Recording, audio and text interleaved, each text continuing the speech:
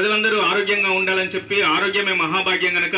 మన ఆరోగ్యం మన చేతుల్లోనే ఉంది గనక ఆరోగ్యపరమైనటువంటి జాగ్రత్తలు ప్రతి ఒక్కరు కూడా తీసుకోవాలని మహబూబాబాద్ జిల్లా కలెక్టర్ గారు అదేవిధంగా డిపిఆర్ గారి ఆదేశాల మేరకు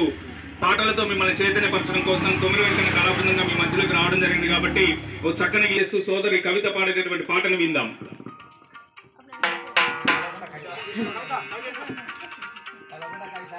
అమ్మో నీకు దండము, పరిశుభ్రత లేకుంటే గండము, అరే